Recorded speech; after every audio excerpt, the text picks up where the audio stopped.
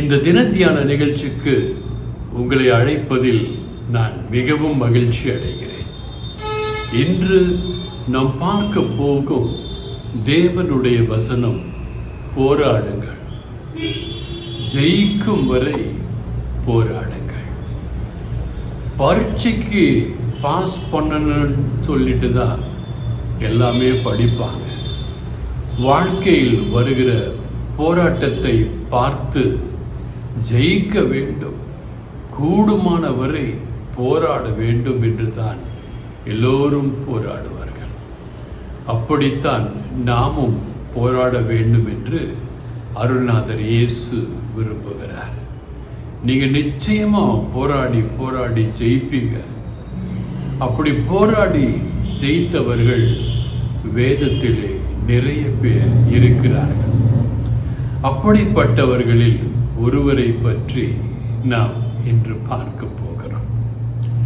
என் வாழ்க்கையிலும் கூட போராட்டம் நிறைந்த வாழ்க்கையாய் எனக்கு இருந்தது. எப்பேற்பட்ட போராட்டம் என்றால், என் வேலையை நான் இழந்தேன்.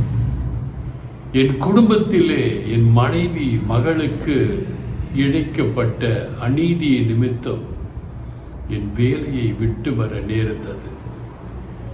வந்த பின்பு ஒரு பெரிய போராட்டம்.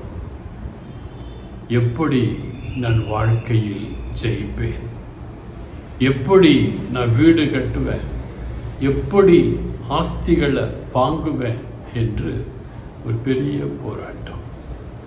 ஆனால் பாருங்கள், இயேசுவை எப்பொழுது நான் நேசிக்க ஆரம்பித்தேனோ, இயேசுவை எப்பொழுது என்னுடைய சொந்த இரட்சகராக நான் ஏற்றுக்கொண்டேனோ, அப்பொழுதிலிருந்து என் போராட்டத்திற்கு இயேசு துணை நின்றார். இது எப்பேற்பட்ட பாக்கியம் என்றால், உங்கள் போராட்டத்தில் இயேசு உங்களோடு இருப்பாரேயானால் அந்த போராட்டம் முடிவிலே நீங்கள் ஜெயம் பெறுவீர்கள். சங்கீதம் 108:13 இவ்வாறு சொல்கிறது, தேவனாலே பராக்கிரமம் செய்வோம். தேவன் உங்களோடும் என்னோடும் இருப்பாரேயானால் நீங்களும் நானும் பராக்கிரமம் செய்வோம். அவரே எங்கள் சத்துருக்களை மிதித்து போடுவார். அந்த தேவன் உங்கள் சத்துருக்களை, என் சத்துருக்களை மிதித்து போடுவார். மோசேயும் அவனுக்கு பின்னால் வந்த மக்களும் போய்கொண்டிருக்கையில் ஒரு பெரிய படை மோசேயும் அவன் விடுவித்து கொண்டு போகிற மக்களையும் துரத்தி கொண்டு வருகிறது. எல்லோருக்கும் பயம். பெரிய படை, காலாட்படை, யானைப்படை, குதிரைப்படை என்று ரதங்களோடு நம்மை தாக்க வருகிறார்களே, நாம் எப்படி பிழைப்போம்? என்ன ஆயிற்று என்று பார்ப்பீர்களேயானால், கடல் பிளந்து வனாந்தரம் தென்பட்டு மோசேவோடு வந்த மக்கள் பயணிக்க பின்னால் வந்த போர் வீரர்களையும் ரதங்களையும் காலாட்படைகளையும் குதிரை படைகளையும் கடல் மூழ்கிற்று. சத்துருக்களை மிதித்து போடுவார் என்ற வாக்குத்தத்தம் அங்கு நிறைவேறிற்று. அதைத்தான் யாத்திராகம புத்தகம் 14ஆம் அதிகாரம் 14ஆம் வசனம் இவ்வாறு சொல்கிறது, ஆண்டவரை நம்பி நீங்க சும்மா இருங்க, ஆண்டவர் உங்களுக்காக யுத்தம் செய்வார். அந்த மோசேயோடு போன மக்கள் யாருமே யுத்தம் செய்யவில்லை. யாரும் கத்தி பிடிக்கல, ஈட்டி பிடிக்கல, பீரங்கியை பிடிக்கல. ஆண்டவரை தன்னகத்தை தாங்கி செல்கின்ற மோசேயை பிடித்து கொண்டார்கள். அவருக்கு கீழ்ப்படிந்த காரணத்தினாலே செங்கடல் அவர்களுக்கு கீழ்ப்படிந்தது.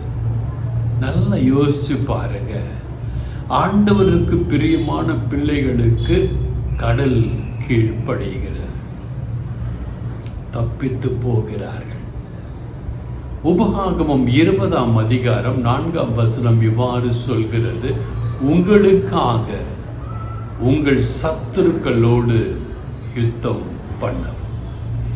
நீங்க உண்மையிலே போராடுவீங்கன்னா, ஆண்டவரோடு தான் நான் இருப்பேன், எப்போவுமே நான் ஆண்டவரோடு தான் இருப்பேன், சாத்தானோடு இருக்க மாட்டேன் என்று சொல்லி நீங்க போராடுவீங்கன்னா, ஆண்டவர் உங்கள் சத்துருக்களுக்காக உங்களுக்காக சத்துருக்களை கொன்று யுத்தம் பண்ணுவார்.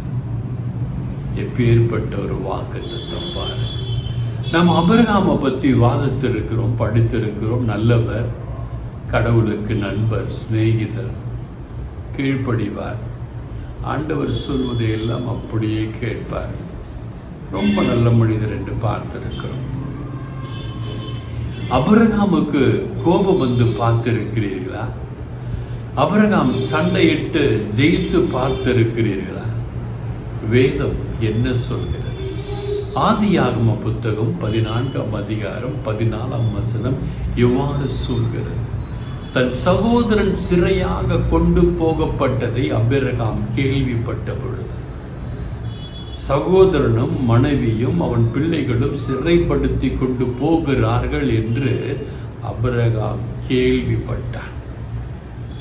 கேள்விப்பட்ட உடனே இயேசுவுக்கு பிரியமானவன், இயேசுவுக்கு சிநேகிதன் என்ன செஞ்சிருப்பான் பாருங்க. 4 ராஜாக்களை துரத்துக்கிட்டு போறான். 3 ராஜாக்களும் அவங்க ராஜ்யங்களும் போரிட்டு ஜெயிக்கிறான். ஒருத்தன் ஓடி போயிறான். அதை பார்த்தீங்கன்னா, கேள்விப்பட்ட பொழுது அவன் தன் வீட்டிலே பிறந்த கைப்பிடித்தவர்களாகிய 318 ஆட்களை ஆயுதம் தரிப்பித்து தான் என்னும் ஊர் மட்டும் அவர்களை தொடர்ந்தான் என்று சொல்லப்பட்டிருக்கிறது. 318 பேரை கூட்டிக்கிட்டு இருக்கிற ஆயுதத்தெல்லாம் எடுத்துக்கிட்டு ஆபிரகாம் ஓடுறான், துரத்துறான், அடிச்சு 3 பேரை ஜெயிக்கிறான். ஒருத்தனை ஓட விரட்டுறான் ஒரு ராஜாவை. அடுத்து பார்த்தீங்கன்னா, அதே ஆதியாகமம் 14:15 சொல்கிறது, அவர்களை முறியடித்தான். நண்பனே, சிநேகிதனே என்று சொன்ன ஆபிரகாம் ஒவ்வொரு இடத்திலே பலிபீடத்தை கட்டி ஆண்டவருக்கு வழிபாடு செய்த ஆபிரகாம் அவர்களை முறியடித்தான் என்று சொல்லப்பட்டிருக்கிறது. முறியடிப்பது என்பது போராடி ஜெயிப்பது. அந்த போராட்டத்திலே ஆபிரகாம் இயேசுவை நம்பி போராடின காரணத்தினாலே அவன் அங்கு ஜெயித்தான். அதே 14:16 என்ன சொல்கிறது என்று பார்ப்பீர்களேயானால், சகல பொருட்களையும் அவன் திருப்பி கொண்டு வந்தான். எந்த பொருட்கள், எந்த ஆஸ்திகள், லோத்துவின் ஆஸ்திகளை அவர்கள் கொண்டு சிறை பிடித்து போனார்களோ அனைத்தையும் மீட்டு கொண்டு வந்தான் என்று வேதம் சொல்லுகிறது. ஒருவேளை நீங்கள் கூட வாழ்க்கையில் நிறைய இழந்திருக்கலாம். கணவனை இழந்திருக்கலாம், மனைவியை இழந்திருக்கலாம், சந்தோஷத்தை இழந்திருக்கலாம், பிள்ளைகளை இழந்திருக்கலாம், ஞானத்தை இழந்திருக்கலாம், ஆஸ்தியை இழந்திருக்கலாம். இப்படி நிறைய இழப்புகள் உங்களுக்கு வந்திருக்கலாம். சந்தோஷம் இல்லாமல் நீங்கள் துக்கித்து இருக்கலாம். எவ்வாறு இந்த ஆபிரகாம் இயேசுவை பிடித்து கொண்டு இயேசுவோடு பயணித்து இயேசுவோடு இருந்து இயேசுவுடனே கூட சென்று அந்த 3 ராஜாக்களையும் வெற்றி கொண்டாரோ, ஒருவரை ஓட விரட்டினாரோ, அப்படி நீங்களும் இந்த இயேசுவோடு இருப்பீர்களேயானால் உங்கள் எதிரிகளை, உங்களை காயப்படுத்தினவர்களை, உங்களை துக்கப்படுத்தினவர்களை, உங்களை துயரப்படுத்தினவர்களை நீங்களும் ஓட விரட்ட முடியும். ஆனால் ஆபிரகாம் எவ்வாறு அந்த போர்க்களத்தில் குதித்து சண்டையிட்டு ஜெயித்தாரோ, ஆதியாகமம் 14:15 சொல்லப்பட்டது போல முறியடித்தார். அப்படி நீங்களும் கூட சண்டையிட வேண்டும்.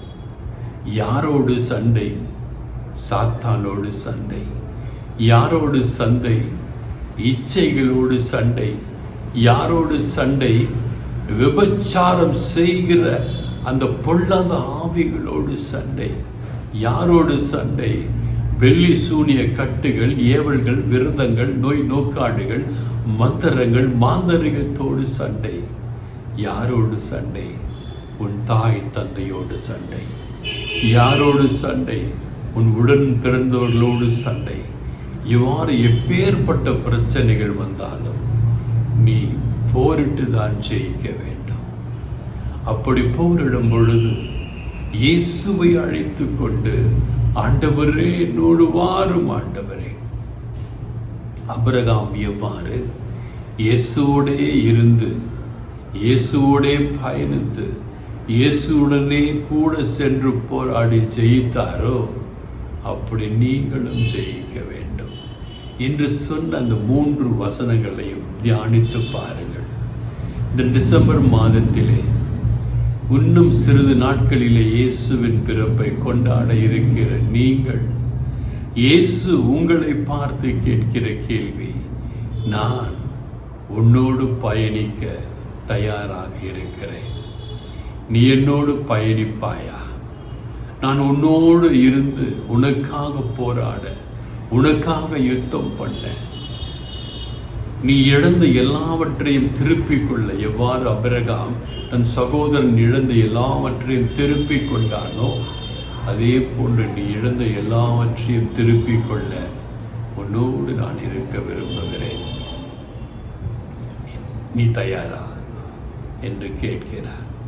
அவ்வாறு தயார் ஆண்டவரே என்று சொல்லி நீங்களும் நானும் ஆண்டவருக்கு அர்ப்பணிப்பு செய்வோமே ஆனால் நீங்கள் நல்லா இருப்பீங்க, உங்கள் குடும்பம் நல்லா இருக்கும், உங்கள் பிள்ளைகள் நல்லா இருப்பாங்க, உங்கள் பேர பிள்ளைகள் நல்லா இருப்பாங்க. God bless you all.